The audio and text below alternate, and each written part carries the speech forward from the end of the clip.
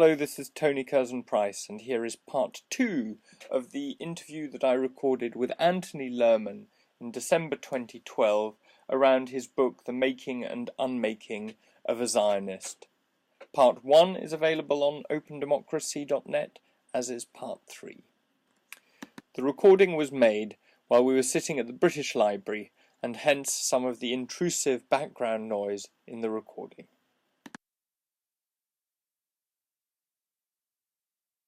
How did the interest of Israel as a nation and a state, how do they differ from the interests of the diaspora, and how are those tensions dealt with in Israeli diaspora relationships? Well, to start maybe with the second question first, the fundamental way that they're dealt with is that Israel and a very large proportion of Jews outside of Israel do see there to be a very fundamental relationship, connection between Jews living outside and the state, to the extent that Israel is seen as being the center of the Jewish people, and that when Israel and the Israeli government's claim to speak on behalf of Jews everywhere, there are many Jews worldwide who accept that notion. And now that's the model, or that's the way, that's the kind of current reality in a sense, the way it's seen. However, my view of this, and I think it's also kind of analytical view. In other words, you've got to dig. What I laid out to begin with is the way it's seen, or the way the Israelis would like to present it, the way Jewish leadership would like to present it. But below that, underneath that, there is a different reality, and that reality is that what Israel does in terms of its policies, and what's happening actually to Judaism in Israel and to Jewishness is very, very far removed from the interests of Jews outside of Israel, and from the kind of pluralistic Jewishness and Judaism that is developing outside of Israel. So what you've got, as part of Zionism, if you like, this fundamental notion of an identity of interest between Israel and the diaspora, but also still within that this notion within Zionism of negation of the diaspora, because the whole idea of Zionism was that eventually the diaspora would wither away, and there's a huge useless everywhere. But again, the reality is in a sense the opposite, because Jews are not withering away in the diaspora. Okay, there's shrinkage in populations, but actually there's a revival of Jewish life in the diaspora, and it's that sense that many Jews have come to, that on the one hand they do feel sort of connection with Israel for various kinds of psychological, families and so on, but increasingly they are realizing that if they're living in America or in England or France or in Germany or in Poland, wherever, that the Jewish life is as authentic there as it would be, and for many of them more authentic than it would be to Israel, because they see in Israel certain tendencies, the political situation, the move towards Jewish ultra-orthodoxy, strict orthodoxy, that these are all things which negate their notion of diaspora Jewish life. So one of the things that I've tried to do, as I outlined over the years when I'm working in Jewish life, is to try and get people to understand this significant change that's come about in Israel-diaspora relations, to the extent that really we have to drop that kind of language. It's a sort of a mantra, Israel-diaspora relations, which actually simply fits in with the Zionist narrative of that. And what I feel, and I think many other people, and there are many Israelis who feel this as well, actually we have to see Jews as kind of this kind of equality. We've got the Jewish Center. Yes, you have a Jewish Center in Israel, but then you have a Jewish Center in New York, in Los Angeles, in Buenos Aires, in Paris, in London, and so on and so forth. And there is equality. And this idea of of any kind of diaspora somehow sitting on bags waiting to go back somewhere when they were never there in the first place, or if they were there, it was hundreds and hundreds of years ago. Well, that simply doesn't describe the reality anymore. And just one other thing, also you have what I think also shows up that old notion of Israel-Palestine relations as being no longer relevant is the fact that you now have a real Israeli diaspora because of the hundreds of thousands of Israelis that are living outside of Israel, and they don't.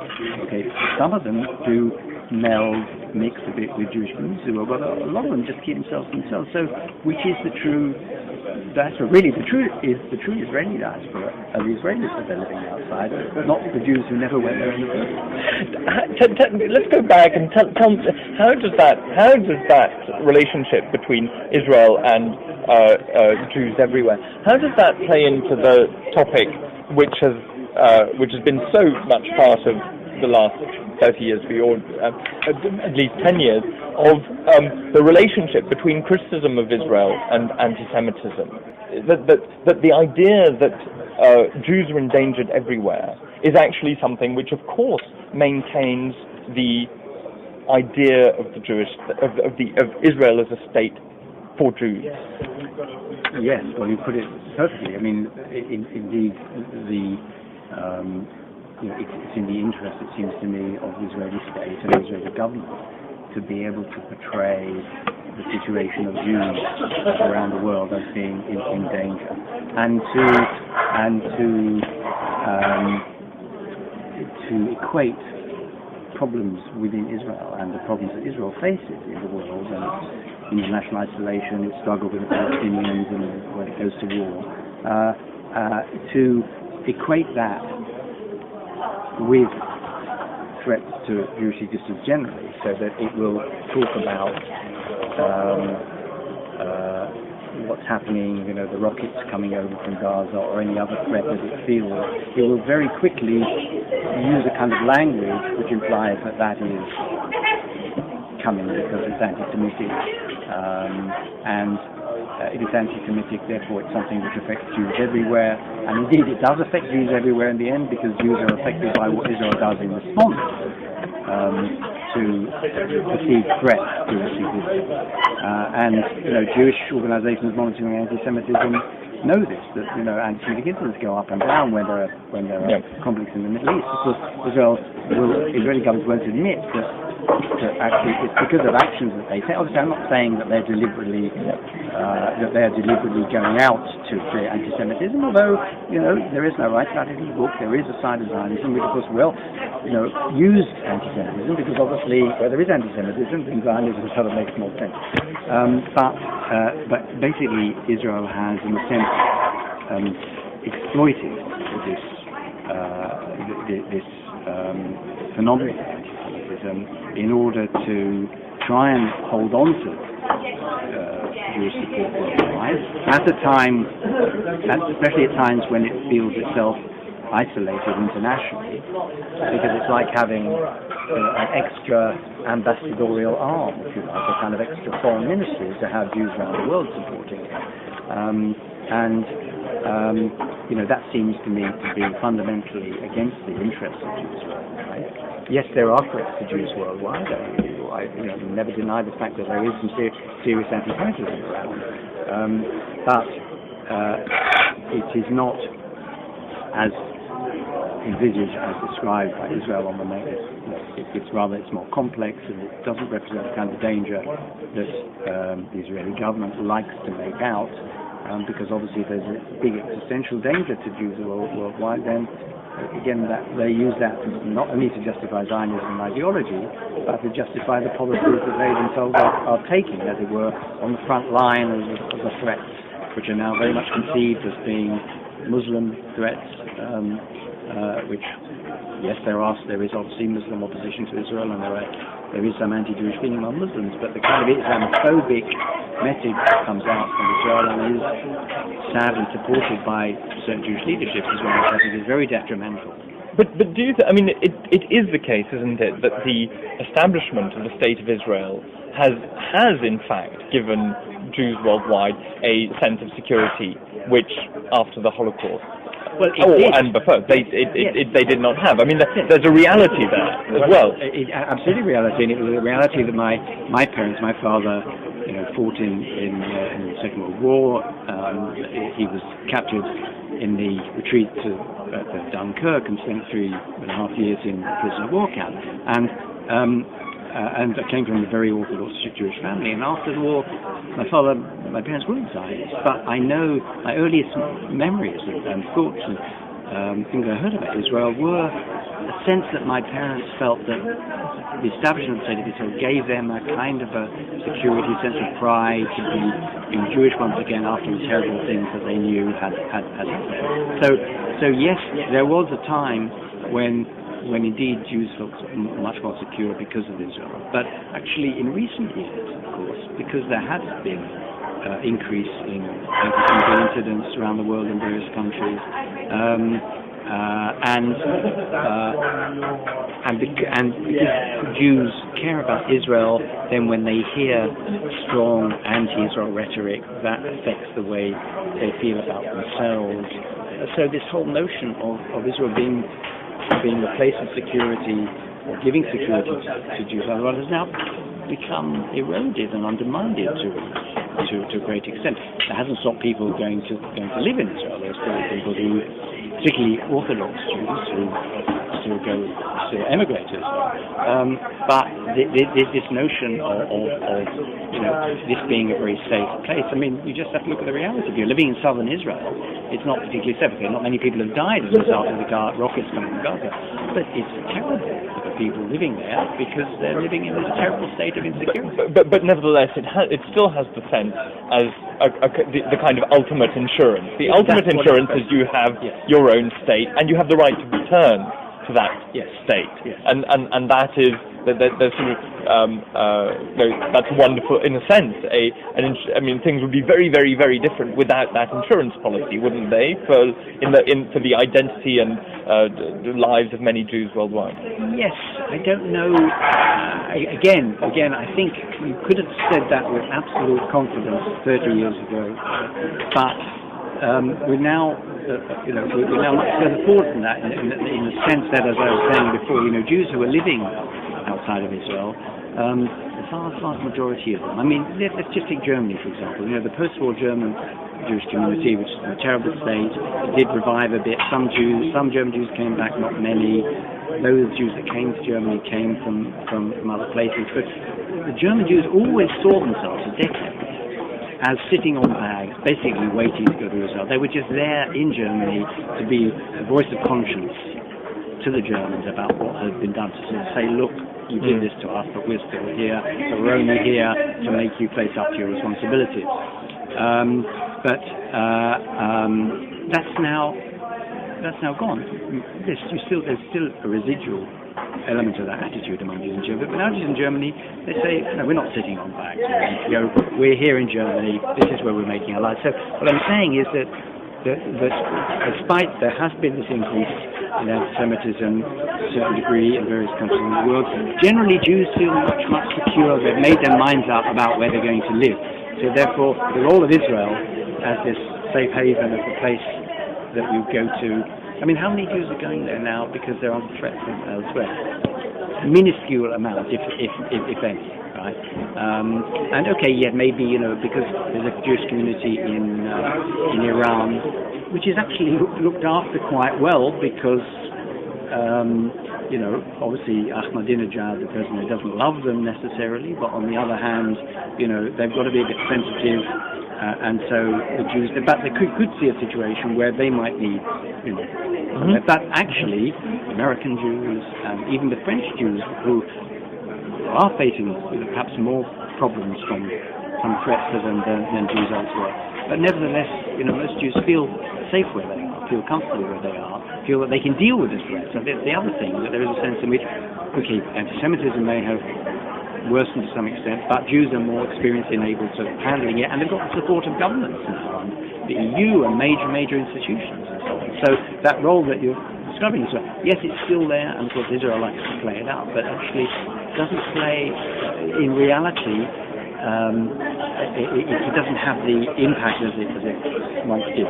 And one of the things, so through the late 90s, early 2000s, you're working for the Rothschild Foundation, and you're working on, you talk about this several times, or rather you refer to it, which is a rebirth of Jewish life in Europe. You talk about it, but you don't actually describe what that is. You obviously think that there's been a success of sorts. What sorts of things are you talking about here? What is that rebirth? What is the authentic life of the nation, to echo Buber's quote again, that you think has happened in Europe over the past 15 years?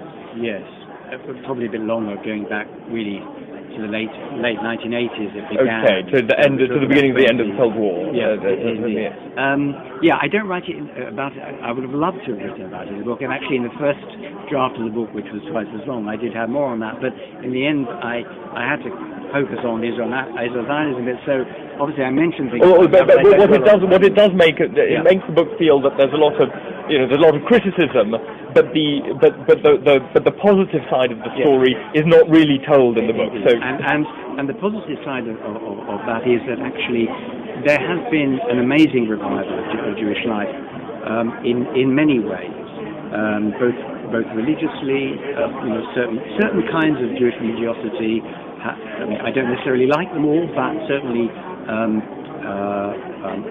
mainstream orthodoxy and Jewish orthodoxy to the right of that has revived very, very strongly. And interestingly, not all of it by any means is Zionist. For example, the strictly Orthodox Jews in this country living in Stamford Hill, the community there, which has grown very significantly. Basically, they wouldn't necessarily call them anti-Zionists, but they don't accept Zionism because they don't see Zionism as part of the Jewish religion. So you've had a Jewish revival, but you've had, perhaps much more significantly, a kind of cultural, intellectual, academic revival, music, theatre, adult education, informal education, Jewish communities actually taking hold of their own futures, however small they are. So, for example, after the collapse of communism in 1989, when the Jewish communities in Eastern Europe and former communist countries became free for the first time, because they weren't all terribly oppressed in all the same kinds of ways, but they all faced some of them faced total restrictions on Jewish life, and some faced less serious, but they still couldn't do what they wanted to do. So after 1989, they became free to do what they wanted to do. And the Jews from America and also Jewish organizations went to try and see what they could do to help. And people would talk about, well, actually a lot of these communities, they really have no importance anymore because they're just remnants of the Holocaust, right? 100, 200 people somewhere. But they suddenly you'd find, well, actually in this community in some little place outside Prague or something, they start a kindergarten, right, for the Jewish children. Now, when you've got people thinking about Jewish kindergarten, you've got people thinking about a Jewish future, right? However, 10 years, 20 years, or whatever. And that's what you saw after, beginning before 1989, especially after 1989 in Eastern Europe, this sense that, we want to reclaim our Jewishness, we want to reclaim that identity, and express it in various ways. And so you've had this growth in Jew. One of the things I did when I was running this Rothschild Foundation was help devote money to Jewish studies at universities, which was a way of both encouraging Jewish culture, but also Jewish culture within the wider social, political, economic, cultural, educational framework. Not a narrow. My idea was not that there should be a kind of narrow sort of Jewish nationalism within Europe developing, but an open Jewish cultural revival which was open to wider development and so on. So that is a very real thing, and it continues to this day. And it isn't just fantasy. There have been studies shown of like Jewish startups, as they're sometimes called, Jewish NGOs or cultural organizations, finding all kinds of creative ways of maintaining and developing Jewish culture, sometimes in a hybrid way by mixing elements from society around, sometimes in a more a way that's more totally focusing on Jewish sources, the old Jewish texts, and then finding new meanings in those. Does that explain what you mean? It does, and actually at one point in the book you suggest that in a sense there's a whole aspect of Jewish identity which is properly multicultural and stateless, and that therefore what you see as this revival in Europe you think as being possibly properly the carrier of Jewish culture, in a way in which Israel is in a way now the carrier of a national Israeli culture rather than of Jewish culture. So you actually think that in a sense there's a way in which, going back to your redefinition, as it were, of the relationship between Israel and diaspora, that actually that diaspora should be, that culture should be, that European Jewish culture should be considered on its own as autonomous and important in its own right, as exactly that. Yes, and this is partly because over more than 2,000 years of diaspora Jewish life, of Jews not having their own, not having their own sense, Jews have had to encounter the wider society in various ways. Obviously, back in the Middle Ages and so on, and really up to the time of the Emancipation and the Enlightenment. Jews were forced to live in fairly close communities, and also to some degree they wanted to, because that was the way. But even those close communities, they had to negotiate with the wider society. So it seems to me what's happening in Europe today is the same thing happening. The Jews are negotiating their positions in the wider society in a totally different framework because of the Enlightenment, because of the Emancipation, and because of notions of multiculturalism. I know they're under attack in various places, but still the overriding principle in Europe is of equality of communities and the ability of minorities to develop, to maintain difference within a framework of overarching values. And that seems to me to be indeed one very important part of the Jewish part. It's partly to do with there is only a battle, but there is tension in Judaism between particularism and universalism. And I'm I'm pushing on the universalism side. I recognize that, yes, there's lots of particularism in the sources and Jewish sources, but on the other hand, I'm not a great Jewish scholar, by the way, but there is a law which in Hebrew is din l'malchut adin, which actually means that where you are, you live according to the laws of the land, right? Which is a kind of invitation to participate. It sounds some form of assimilation. And not to say, no, we're going to keep to ourselves and have entirely our own code. But whatever code you have, you still have to obey the laws of the land, and therefore I interpret that as a kind of invitation to participate. So I do see what's happening in Jewish life in Europe as indeed in many ways a kind of front line for the development of Jewish identity in a way that that is different from what's happening in Israel, because Israel has got, I suppose, two forces. You've got a very secularist force in Israel, because most Israelis are very secularist, but then on the other hand, and of course for those who are secularists, the Jewish thing is becoming less important for them. And there is worry, in Israel, among Israeli Jewish educators who are not necessarily particularly Zionistic about, what's happening to the Jewishness of young Israelis who are secular. But then you've got this force on the other side, the ultra-religious and the Zionist nationalists that have got their own sense of Jewishness, which is a very particularist, a very closed one, very ethnocentric. On the question of universalism and particularism and these different the tension within Judaism between the two, it often strikes me that the synthesis, the solution, as it were, is to reject both in favour of a pluralism, and that a universalism doesn't want to be something which eradicates difference. A particularism doesn't want to be something which identifies itself only in opposition to something else and in the creation of another, but actually a pluralism is something which allows many ways of living, many ways of being to flourish within a set of ground rules, which you often refer to as being the values of human rights, which need to be the bedrock, the bedrock solution, as it were. Yeah, I agree with that absolutely. I suppose I'm putting it too starkly in the sense I'm not. I mean, I lean towards universalism because I think ultimately, what you get out of universalism, one of the key things is this: that you have to have certain overarching values which all people have to subscribe to if you're going to have social peace and equality in society and non-discrimination. But I don't mean that in any sense of being something which then homogenizes everyone to be the same. But that with that bit of universalism, you have essentially you essentially have pluralism, and of course you do have that to some extent in Jewish life.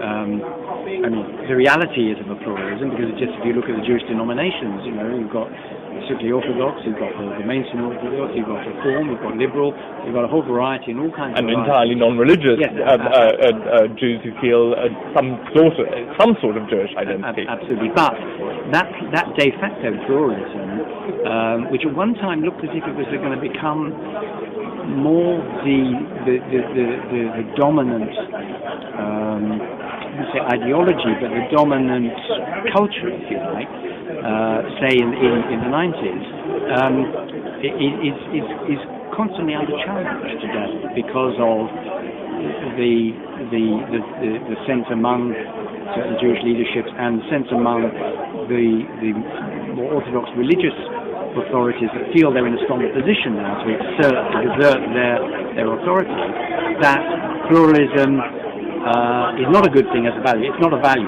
Yes, there is some pluralism.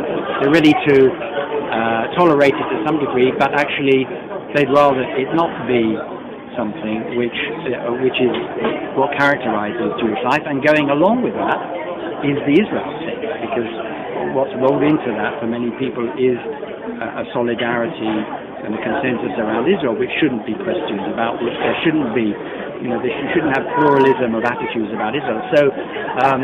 So whilst yes, that's what I want, and that's what I see when I go, and I was working for the Rothschild Foundation in the early 2000s, I was seeing, de facto pluralism developing in Europe.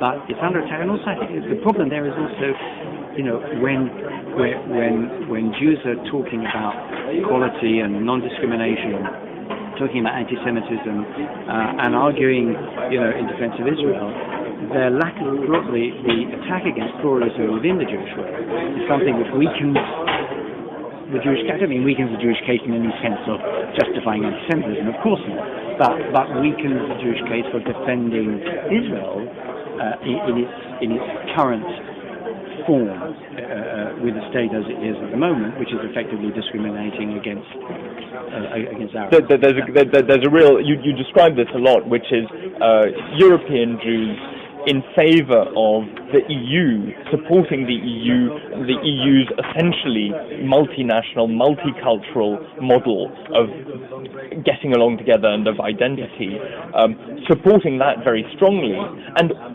then finding that all the arguments that are in support of that politics and that way of life don't play well with their support of Israel and with what comes naturally to them, which is a support of Israel. But then you have an emerging Israel, whose conception of the state is completely different from the conception of the state that is allowing them to live lives that are European lives, that are lives as nationals of a country, that are lives as Jews. All these multiple identities which are allowed within the EU are ones which somehow are not. That model is not being followed in the development of the Israeli state, and hence you describe many meetings with European Jewish intellectuals and Israeli intellectuals, which attest to that discomfort. That actually there are two models here, and there's one which we're living in and feel comfortable in, and there's another which we instinctively feel we support, certainly should support, but isn't that same plural model. You put it perfectly, much better than I could have done. But indeed, that's what I see, and that tension between I